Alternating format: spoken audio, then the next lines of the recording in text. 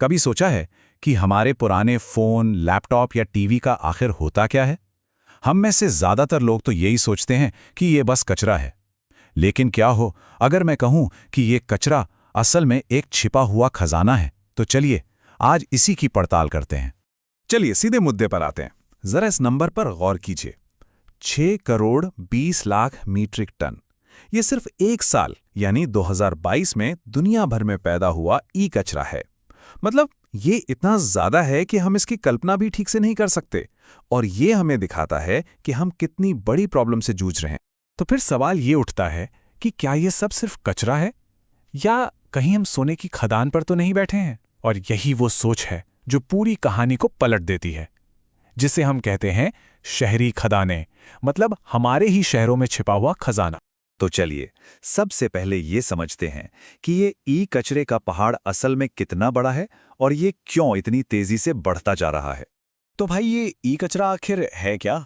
सीधी सी बात है, हमारे आसपास की लगभग हर वो चीज जिसमें प्लग या बैटरी होती है, पुराना फोन हो, टूटा हुआ टीवी, फ्रिज, यहाँ तक कि सोलर पैनल भी, जब वे काम करना बंद कर देते हैं तो वे ई कचरा बन जाते हैं। और पता है ये प्रॉब्लम कितनी तेजी से बढ़ रही है?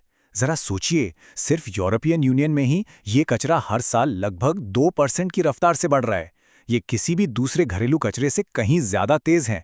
हम सचमुच इलेक्ट्रॉनिक्स के पहाड़ पर पहाड़ खड़े करते जा रहे हैं। तो सवाल उठता है, क्या कोई इस बढ़ते कचरे के पहाड़ को रोकने के लिए कुछ कर भी रहा है? हाँ बिल्कुल। यहीं पर एंट्री होती है यूरोपियन यूनियन के WEE डायरेक्टिव की। इसे दुनिया का पहला बड़ा नियम माना जाता है जो इस समस्या से निपटने के लिए बनाया गया था। इस नियम का जो दिल है वो है EPR। इसका पूरा नाम है एक्सटेंडेड प्रोड्यूसर रिस्पॉन्सिबिलिटी। नाम थोड़ा भारी भरकम लग सकता है, लेकिन इसका आइडिया बहुत सिंपल है। जिसने बनाया, जिम्मेदारी भी उसी की। मतलब फोन बनाने वाली कंपनी को ही ये पक्का करना होगा कि जब वो पुराना हो जाए तो उसे ठीक से रिसाइकिल किया जाए। तो कागज पर यह सिस्टम काम कैसे करता है? बहुत आसान है। सबसे पहले बनाने वाली कंपनी ही रिसाइकलिंग के लिए पहले से पैसे देती है। फिर उस पैसे से हमारे आपके घरों से पुराने गैजेट्स को इकट्ठा करने का सिस्टम बनाया जाता है, और आखिर में उस कचरे को सही और सुरक्षित तरीके से रिसाइकिल करने के लिए भेजा जाता है। सुनने में तो एकदम परफेक्ट लगता है ना? इसीलिए इसे गोल्ड स्टैंडर्ड भी कहा जाता है। लेकिन यहाँ कहानी में एक ट्विस्ट है। ये गोल्ड स्टैंडर्ड उतना भी सुनहरा नहीं है जितना सुनने में लगता है। असल में ये पूरा सिस्टम लीक हो रहा है, और वो भी बहुत बुरी तरह से। और ये देखिए सबसे बड़ा लीक। यकीन करना मुश्किल है, लेकिन यूरोप में पैदा होने वाले कुल ई कचरे का लगभग आधा हिस्सा, मतलब 50%, कभी भी ऑफिशियल रिसाइकलिंग सिस्टम तक पहुंचता ही नहीं है। वो बस कहीं गायब हो जाता है। और जब हम लक्ष्यों की बात करते हैं तो हालत और भी खराब दिखती है। यूरोपियन यूनियन का टारगेट था कि वो 65% ई कचरा इकट्ठा करेंगे। जानते हैं 27 में से कितने देश ये टारगेट पूरा कर पाए? सिर्फ 3। जी हां, सिर्फ 3। ये एक बहुत बड़ी नाकामी है। तो आखिर गड़बड़ कहां हो रही है?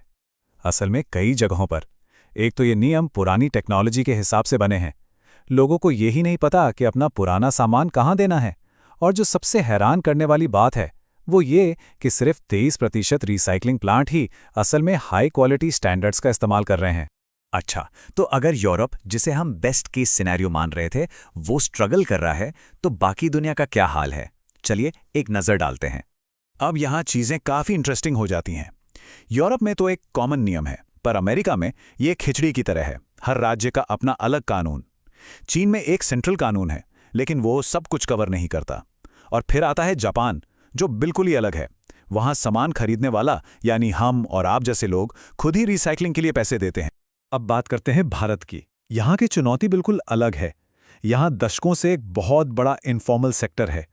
मतलब लोग अपने घरों के पिछवाड़े में बहुत ही खतरनाक तरीकों से इलेक्ट्रॉनिक्स को तोड़ के उसमें से कीमती धातु निकालते हैं। ये उनकी सेहत और पर्यावरण दोनों के लिए एक आपदा है। लेकिन भारत की कहानी अब तेजी से बदल रही है। 2011 में इस इनफॉर्मल सेक्टर को रेगुलेट करने की पहली कोशिश हुई। फिर 2022 में बहुत बड़े लक्ष्य रखे गए, और अब एक बहुत बड़ा कदम उठाया जा रहा है। अब ई कचरे को सिर्फ कचरा नहीं बल्कि कीमती खनिजों का एक सोर्स माना जा रहा है। ये सोच में एक बहुत बड़ा बदलाव है। और यही बात हमें इस कहानी के सबसे रोमांचक हिस्से पर ले आती है। अब फोकस सिर्फ कचरा साफ करने पर नहीं है। अब फोकस है खजाने की खोज पर। तो ये है वो बड़ा बदलाव। अब लक्ष्य सिर्फ कचरे से छुटकारा पाना नहीं है, असली लक्ष्य है हमारे पुराने फोन, लैपटॉप और टीवी से तांबा, लिथियम, कोबाल्ट जैसी कीमती और जरूरी चीजों को बाहर निकालना। यही है असली शहरी खनन। यूरोपियन यूनियन की पर्यावरण आयुक्त जेसिका रोसवाल ने इसे बहुत अच्छे से समझाया है।